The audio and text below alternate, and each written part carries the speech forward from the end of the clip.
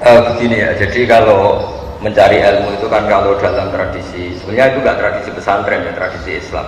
Ada fardu ain, ada fardu kifayah. Kalau bicara tentang keterbatasan itu ya sebetulnya mesti ada keangkuhan. Misalnya hanya orang miskin kok ingin cari ilmu, misalnya mondok sampai Mekah atau sampai Amerika, itu pasti terbatas.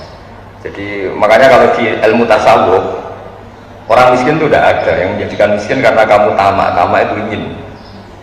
Jadi coba misalnya kita punya uang 1 juta per bulan, mampu 1 juta, terus mondok yang 1 bulan 200.000, kan kita kaya karena mampunya 1 juta, mondok hanya 200.000. Tapi kalau punya uang 1 miliar tapi ingin sesuatu yang nilainya 2 miliar, maka agak kesampaian. Sehingga kalau dalam ilmu tasawuf itu yang menjadikan kamu miskin itu ya keinginan kamu ya, yang menjadikan kamu miskin atau merasa terbatas itu ya keinginan kamu.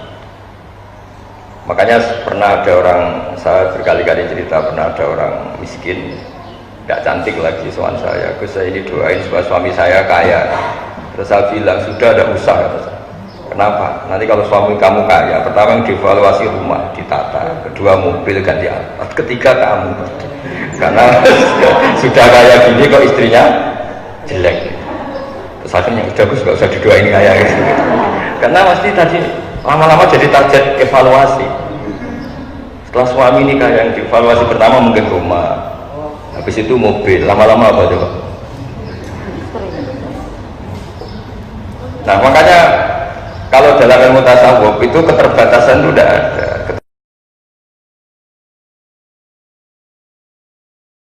Keterbatasan dimulai dari ketamaan kita. Sebenarnya memang saya rasakan ya enggak ada. Makanya masyhur itu Abu Yazid Al-Bustami nyuruh muridnya, ini ada uang remal ya, kalau sekarang mungkin 100.000 belikan daging 1 kilo, pulang muridnya, wah ini tidak cukup, harganya 150 ya. Terus kata gurunya arkhisuhu, ya bikin yang lebih murah ya, tidak bisa, 100.000 aja nggak cukup, apalagi arkhisuhu bitarki. Ya sudah, kalau uang 100.000 nggak cukup ya kamu jangan ingin makan daging, selesai kan. Jadi ya kamu jangan ingin makan. Jadi hidup ini menjadi mahal itu karena ketamakan kita. Sebetulnya kalau orang mau belajar alim itu di Indonesia banyak orang alim, tapi gara-gara dia merasa saya puas kalau belajar di Al-Azhar, saya puas kalau belajar di Ummul Qura, akhirnya dia tersiksa. Sama pondok lokal sudah tidak mau karena keangkuhannya, sama pondok yang di luar negeri nggak mampu karena keuangannya. Jika masalah intelektualitas, dia di Amerika ada kuat, tapi sudah mencibir kampus yang ada di Indonesia. Jadi makanya kalau belajar ilmu pesantren itu nomor 1. Karena kalau tanya tasawuf itu orang bisa ngukur. Misalnya gini, ada cowok umumnya kan seneng cewek cantik, harusnya dia ngukur. Kalau saya dapat orang cantik yang nilainya di atas saya, berarti saya objek cibiran. Tapi kalau dapat yang sebawah saya yang subjek.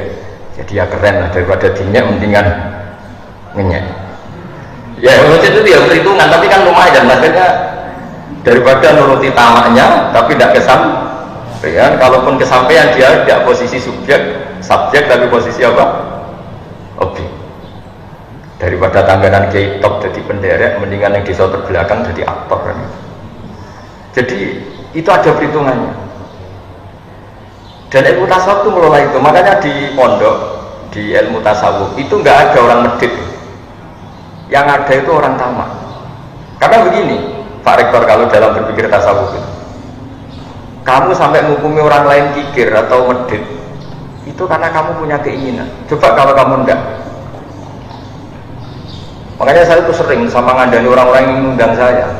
Orang undang saya itu berjudi, karena gara-gara ingin undang itu gampang kecewa kalau saya tidak bisa. Coba kalau dari awal gak ingin undang, kan gak pernah kecewa. Kamu menghukumi teman kamu medit itu karena kamu ingin utang, coba tidak pernah ingin utang, kan gak pernah menghukumi itu medit. Jadi makanya kita pasal tidak pernah kritik medit, karena sebetulnya medit itu diawali dari orang berharap. Coba hubungan kamu dengan Pak Rektor ini baik-baik saja, tapi sekali kamu punya keinginan, Pak Rektor tolong masa ini dinaikin, masa jabatan saya gini dok, naikkan sedikit, itu tidak diturutin, wah rektornya akhir ya. Makanya saya itu sering ngumumkan, saya ini kan sudah ngaji murah, ngaji gak usah biaya, ngaji gak usah diundang, supaya ini murah. Sekali berkeinginan, ini potensi kecewa. Saya ini kan ya sibuk, urus anak, urus pondok. Tapi kalau orang undang nggak diturutin ya kecewa. Diturutin ngecewakan santri saya. Jadi makanya orang undang saya harus istighfar karena mesti salah. Orang mungkin salah, mesti salah. Saya sendiri juga istighfar. Karena kalau ada orang undang nggak bisa, saya juga merasa salah. Saya pernah didatangi undangan dari Kalimantan, gubernur ke sini jauh-jauh, ke sini saya mohon sekali gini-gini. Ya, saya bilang, saya juga mohon sekali jangan maklumi saya. Ya sama-sama nggak bisa. Karena itu orang ilmu tasawuf itu kecewa itu dimulai dari keinginan. Makanya ilmu tasawuf yang dikritik itu tamak. Coba kalau ada orang kamu bilang sombong, kenapa? Banyak orang meliti di jalan, kamu udah bilang sombong. Tapi ketika anda berkeinginan untuk dihormati, misalnya kamu tanya, terus bayangan kamu kalau tanya itu kan dijawab pakai tangan kanan, orangnya naik motor ya turun dulu. Ternyata enggak. Tahu rumahnya Gus Bah, gak ngerti jawabnya pakai tangan. Wah orang itu sombong sekali. Kenapa kamu sombong? Karena kamu punya keinginan. Kalau kamu nggak punya keinginan, orang itu kayak apa kan kamu tidak mendesak untuk menvonis sombong apa enggak. Makanya ilmu tasawuf itu ilmu yang ngelola kun murodan walatakun muridan. Sudahlah hidup itu jangan banyak karep, nanti banyak kecewa. Ya memang harus dilatih, ini kan ngaji NU ya, harus dilatih. Orang itu supaya agak kecewa, jangan banyak. Makanya saya sering bilang ke istri saya tuh bayangkan istri kalau saya datang dari Jogja, saya sampai sekarang ke Jogja tuh ya sering gitu. Bayangkan saya pulang itu pokoknya istri saya masih hidup, masih sholat, masih Islam, itu udah gak pernah bayangkan datang, disambut, dibikinkan teh, mari kecewa. Jadi saya biasa datang tuh ya istri saya tidur, dia tidur, anak saya udah gitu aja. Karena sekali saya punya harapan mesti kecewa. Bayangkan perlakuan istri seperti ini gini. Jadi kalau orang kecewa itu karena khayalnya sendiri, karena harapannya sendiri. Nah itu yang nggak dipelajari di kampus. Jadi ilmu tasawuf itu ilmu yang ngelola itu. Makanya saya bayangkan misalnya Universitas NU Jogja memperlakukan saya gini aja, ini sudah bagus, tidak ada pernah harapan lebih kecewa hati. Jadi itu ilmu tasawuf. Jadi apa hidup itu dianggap selesai. Saya bayangkan nanti mati itu ya mati aja sudah. Bayangkan surga itu ya yang gampang-gampang saja. Nah masalahnya sekarang orang itu harapannya tinggi, fisiknya tidak cukup, keterbatasan ya. Makanya ada keterbatasan. Jadi keterbatasan itu karena ada harapan tadi. Sebenarnya kalau tidak banyak harapan juga nggak ada keterbatasan. Tapi sekali ada harapan, banyak harapan pasti banyak kecewa. Itu kalau kamu minta jawaban saya khas pesantren. Kalau nggak khas pesantren malah enak. Gimana Gus kalau mau ngaji atau mau kuliah ada keterbatasan? Ya sana utang ke lembaga pinjaman malah ribet kan itu kan tidak rumus saja kan terus atau duha terus ben sugih. Malah aku mau tinggal sarana materi kan.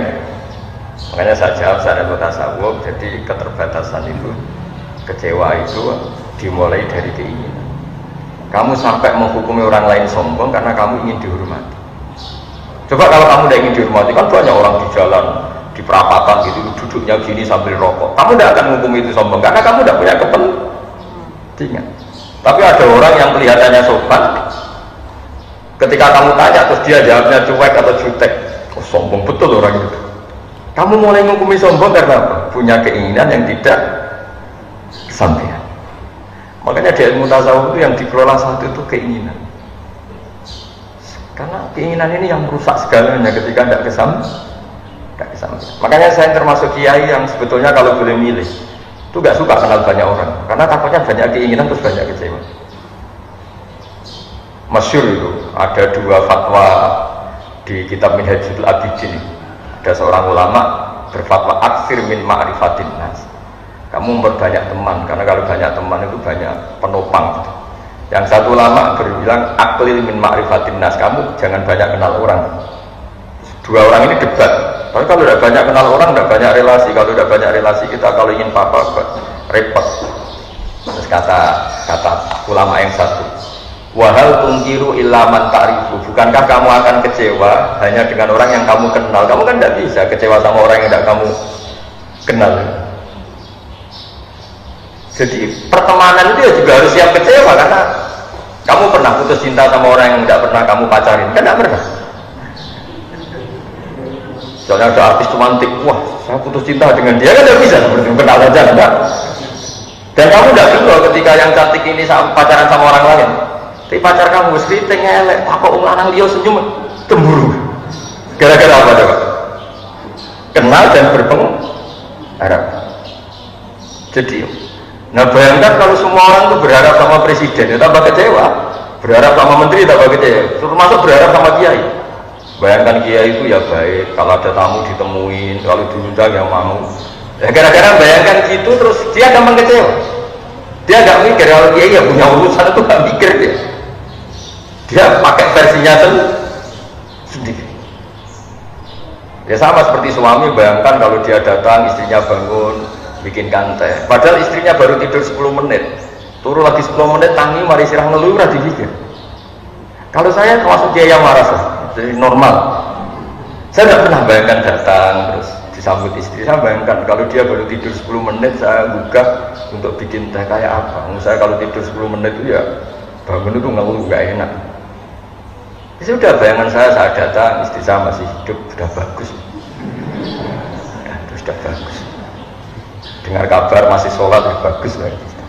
Dengar kabar masih sujud ya bagus. Karena nanti ini terindah dia, terindah status istri kita karena pernah sholat, pernah sujud. Apa nanti di akhirat ada pertanyaan, kenangan terindah saya sama istri itu dibikinkan tidak ada. Jadi orang itu berpikir yang waras, tidak usah neko-neko. Makanya Sayyidina Utsman ketika dikepung orang-orang Khawarij, itu ketika ada acara sholat itu beliau makmum orang yang ngepung beliau. Orang itu tidak ikhlas. Orang yang mau niat buruk kok beliau makmum. Jawabannya lucu Sayyidina Utsman. As-sholat ahsanu ma ya'malun nas. Fa idza ahsanan nas fa ahsin ma'ahu. Sholat itu perilaku manusia terbaik. Maka ketika mereka sedang baik kamu ikut saja. Coba kalau semua orang Islam itu kayak kita, sholat itu perilaku terbaik seorang mukmin. Istri kita sholat, anak kita sholat, santri kita sholat. Ya itu saja, ingat-ingat bahwa mereka punya perilaku terbaik dan itu alasan kita mau berteman dengan mereka. Tapi enggak, sholatnya sudah benar, wudunya sudah benar, hanya karena istri gak bikin teh kita marah. Berarti kita apa? Menghilangkan jejak terbaiknya, mengenang sesuatu yang tidak prinsip, yaitu tidak nyambut bikinkan teh. Betapa bodohnya kita. Jadi kata Sayyidina Utsman ketika orang Khawarij itu sholat, dia makmum, beliau makmum. Diprotes sama penggemar beliau, ini gimana engkau makmum sama orang yang nggak benar? Kata beliau, karena orang yang nggak benar ini sedang melakukan sesuatu terbaik, maka saya akan ikut. Makanya di sini pentingnya akidah di Ahlussunnah wal Jamaah. Shollu khalfa kullin barin wa fajirin. Mbok makmum itu fasik lah ke makmum tidak apa-apa, karena dia sedang baik. Ketika seorang fasik sholat, itu apa? Sedang melakukan sesuatu yang terbaik dalam hidupnya. Makanya dalam tradisi pesantren itu ya sudah shollu khalfa man qala la ilaha illallah. Sudah lah makmum sama siapa saja, satulannya saya sudah tidak usah bacaannya terbaik, fikihnya terbaik, perilakunya terbaik. Memangnya kamu mau menyeleksi siapa? Ada rektor misalnya, kesalahannya mungkin bacaannya kurang baik. Yang bacaannya baik kadang jeblok di fikihnya.